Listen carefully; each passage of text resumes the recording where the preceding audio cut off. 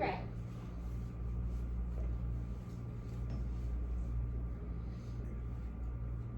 Okay. So then just tell me off the top of your head, what does poverty mean to you?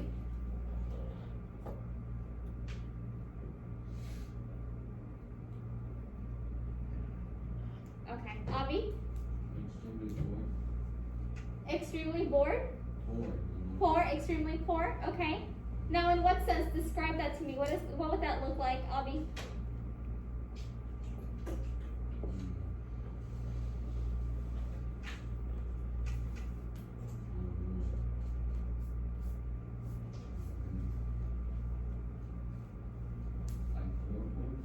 Huh?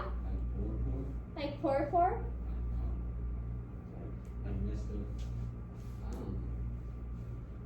Okay. So we do, poverty is, okay, I agree, it's something maybe extremely poor, right? But here's the thing. Our idea of poverty may be different than someone else's, right? Like, what do we think of when we think poverty? People living in the streets. People living in the streets. Now, some people might say, well, you know, we don't live in the streets, but that's poverty still, right? So there's different perspectives or different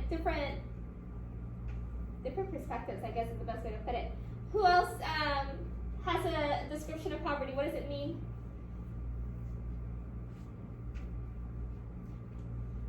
What about hunger? What does hunger mean? Starvation.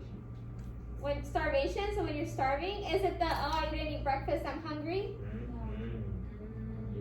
Yes. Well, for me, I don't think so. Okay, so for some of us, it's the, oh, I didn't eat breakfast today, so this is hunger, I'm hungry. But what is, some of you said no, so what are you thinking about when you say no? Like, I feel like hunger is like more than just like more hungry than like just something like. How do you explain it? you can put it in many ways. It has more than one way that you can use it. Okay, tell me. Oh, me being hungry. Okay, tell me. So you said the I didn't eat breakfast, I'm hungry, right? But what else, what other type of ways? Hunger around the world, people that don't have food to eat. People that don't have food to eat, right? That have very little to eat, yes? Or maybe nothing to eat, right? Yeah, that's what I'm. Right? Okay. So different types of hunger, right? Same thing with the idea of poverty. We see some people who are like, oh, I'm poor, but we live in this house and you know we have food, but my parents won't buy me what I want because we don't have enough money for that. But then there's the poor that's like, we're out in the streets, we don't have a home or a roof over our heads, right? So there's different ideas of both of these. Anyway, the reason we're talking about that right now is because we're going to read about it in a story. So I just wanted you to start thinking about it. But before we jump into the story, we are going to go over some notes. So go ahead and turn to a new page on your notebook.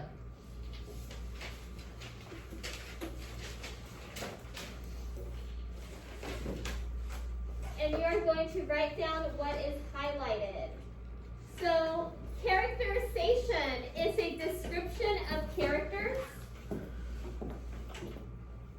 So you're writing down what's highlighted. Characterization is the description of characters. And characters are made up of thoughts, actions, emotions, speech, motivation, and physical traits. So when we're talking, I'm sorry, Evan, I'm in your way.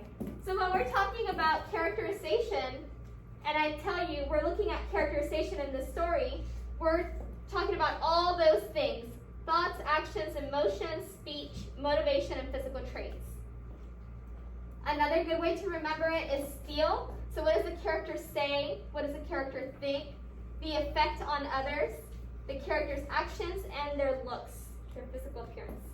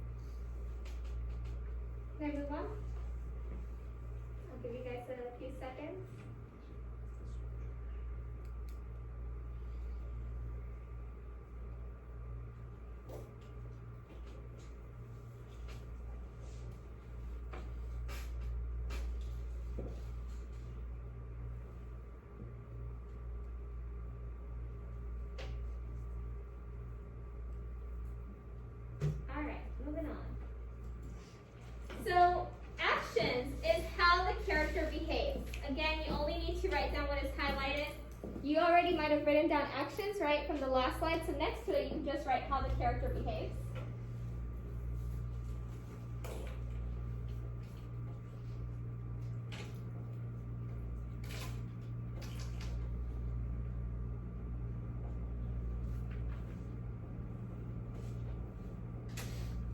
So for example, in this picture, what do we know about the characters based on their behavior? Say what? They're picking up trash. They're based on the girl's shirt, right? Which I'm getting ahead of it. This is physical appearance, but they're picking up trash. They're probably recycling, right?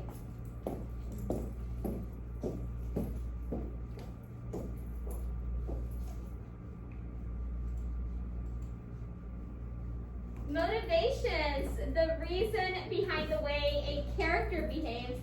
Now it's not highlighted, but you need to be writing down this part here. That's my bad. The reasons behind the way a character behaves. So for example, in some characters or some people may be motivated by money, right? So the things that they do are, you know, in the back of their mind, they're doing it because they're motivated by money. Like the picture there.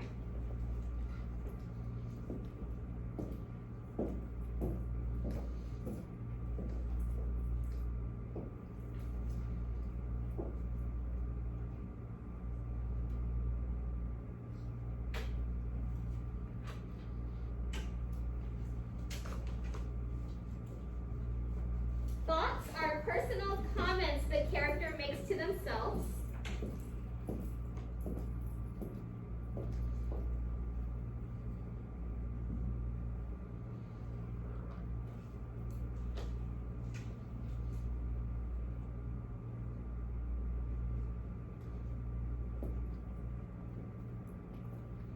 So personal comments the character makes to themselves.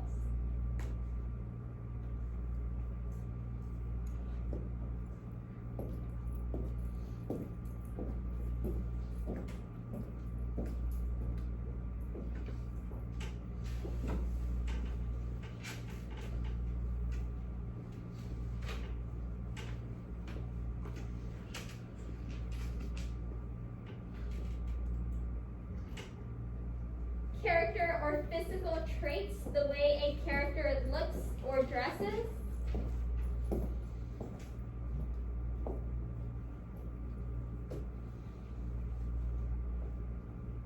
So character, physical traits is the way a character looks or dresses.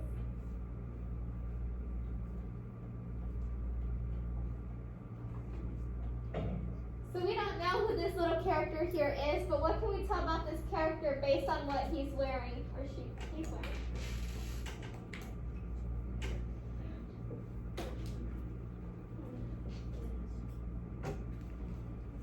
He's wearing a what? Backpack. A backpack. So we can probably assume that he's either a student or going to school, right? He's gonna go hiking. He's gonna go hiking? His outfit doesn't look like a hiking outfit. Isn't that Matt from that one show with the Oscars Imaginary Children? I have no idea what that show is.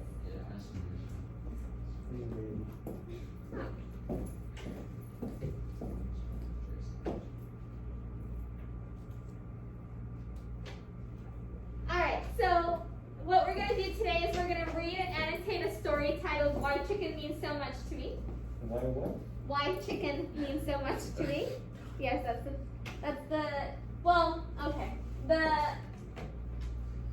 the title of the story is Why Chicken Means So Much to Me. You'll see why it's not.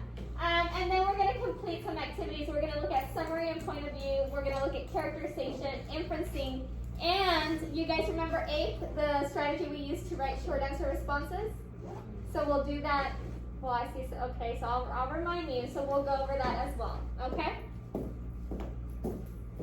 Before we actually start reading the story, I want to give you some background. Now, the author, his name is Sherman Alexie, and this story is based on characters that are that are Native American, and they lived in an Indian reservation. So first I'm going to show you a video about Sherman Alexie, which is the author. When I was a boy, I leaned over the edge of one dam or another and watched the ghosts of the salmon rise from the water to the sky and become constellations. For most Indians, stars are nothing more than white tombstones scattered across a dark graveyard. But the Indian hitchhikers my family picked up refused to admit the existence of sky, let alone the possibility that salmon might be stars.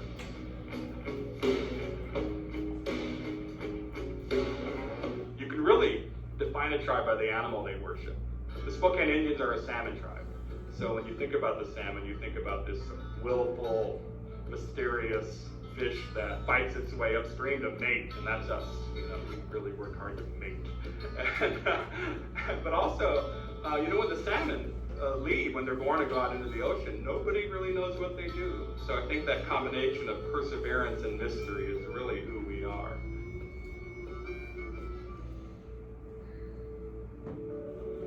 Overall, what I realize is that we're poor people, and poor people worldwide are treated the same way. And I think that's why my books end up being appreciated by so many different kinds of people, because they relate to the pain. And when you find a book about abuse or any topic of pain that you so identify with, I mean, it becomes the most reliable friend you can have, because a book is always going to be there. When somebody starts talking about my books in those terms, and it makes me think of the first time I read the ending of Grapes of Wrath, where Rosa Sharon breastfeeds the starving man. It's that moment when a writer perfectly captures or names something you had always known, but had no words to describe it. Who knew that one life and one literary career from a res Indian boy could have that much power for people? It gives me hope.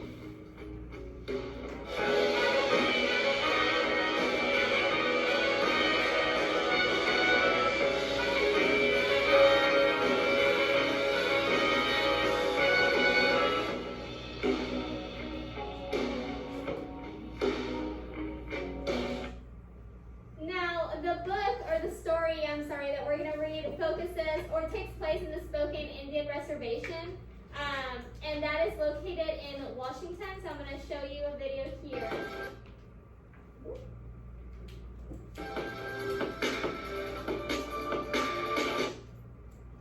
And it just shows you the setting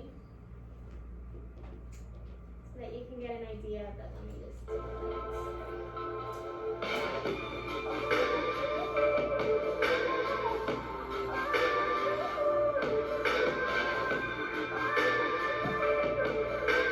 So that's Spokane, Washington.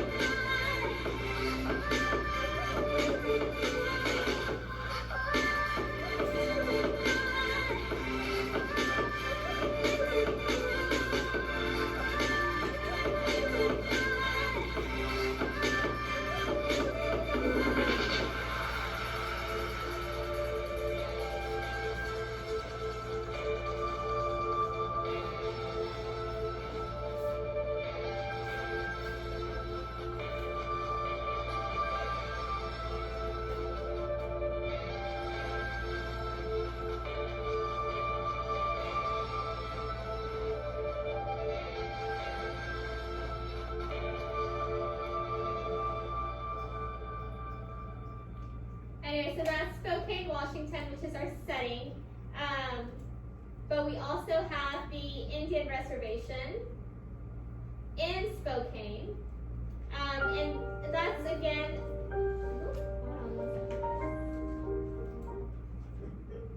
that's to give you an image or a visual of where our author or narrator lives, okay, or the area in which the narrator lives, okay. So we have Washington, the city of Spokane, but then we have the Indian Reservation, which obviously is very different than the rest of the city, yes?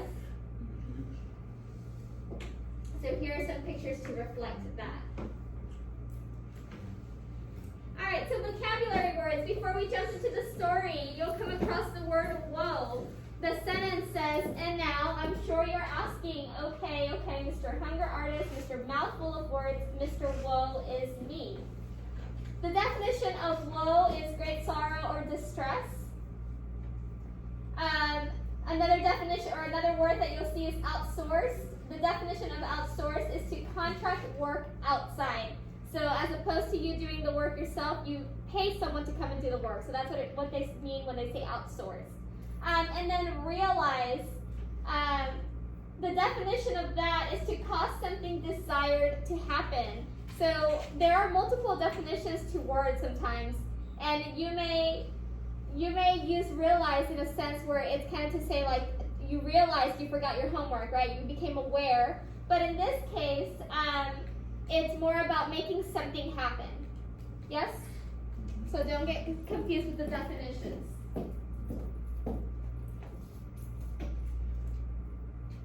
Alright, let me go ahead and pass out the story. We're going to read the story as a class.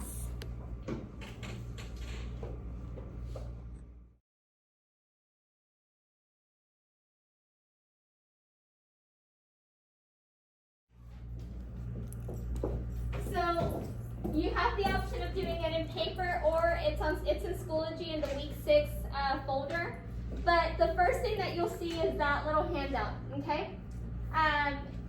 Now this focuses on our narrator and it's all about Junior. And so basically what you're doing is you're gathering information from the story to fill in each part of characterization. So if there's something that the character is thinking that was important in the story, which there's multiple, you'll find at least 2 examples for each. So 2 things that our character was thinking, you'll put them here, okay? 2 things that the character does, make sure you're paying attention over here. Actions. 2 things that show us our character's emotions. And this is at least 2 things, not just, if you find more, please add more. 2 things that the character says that's important. 2 things that motivate the characters. What are some motivating factors in the character's life? And then at least 2 physical traits. So appearance, right? So that's our characterization handout. And then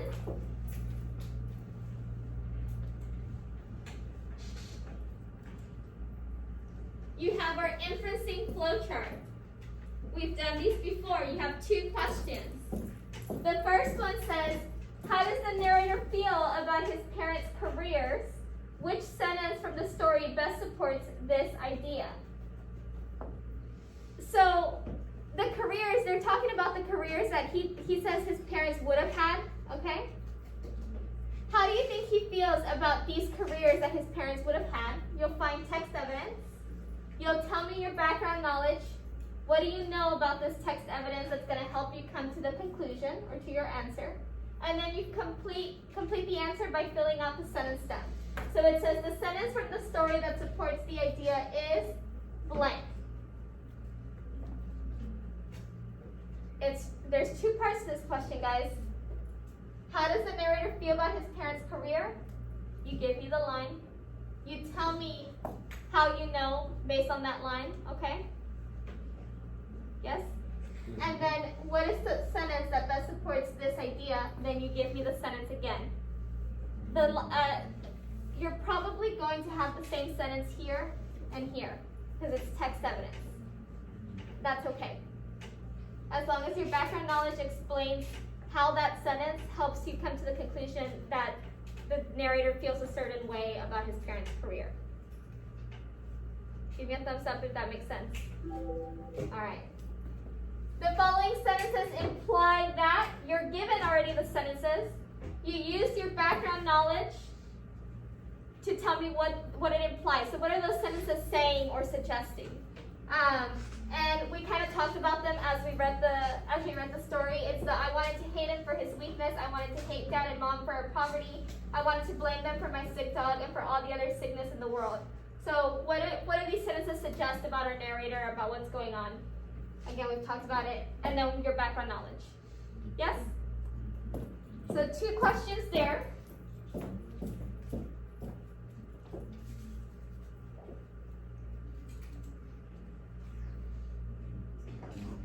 There is a summary and point of view notes section.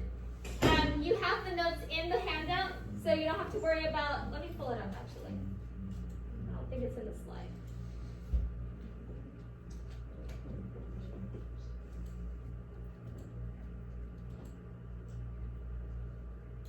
Give me a second.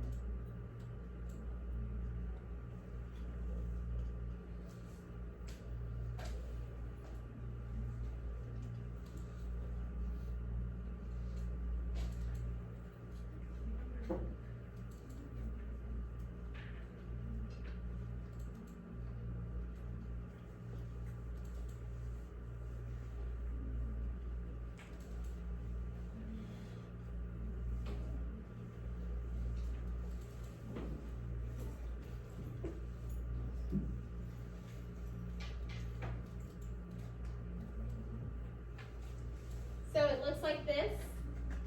You've got some notes about summary and point of view. You don't need to write these down, you just have to read them. Read about point of view and read about summary so that you understand both, okay? And then you will have 3 multiple choice questions. Question 1, you have the I chose, and then you put your answer and your rationale because blank. Question 2 is about summary. You do not need to put your rationale, you just select an answer. And then question 3, you have a rationale again, or your justification, yes? After this, we have the 8th paragraph. We have a short answer response that requires you to use 8. I don't want you to do this just yet until I get to explain it to you guys, okay? So I'm going to give you 35. I'm going to give you the rest of the class period to do the first 3 assignments, okay? Characterization, inferencing, and the multiple choice. And then if we have time, we'll go over this together. If not, we'll save it for the next class, okay? Because I want to make sure I talk about 8 in detail. Any questions? So you do all of it except for the 8. All right, I'm going to pass out paper copies if you want a paper copy. If not, it's on Schoology Week 6. You can start taking out your device.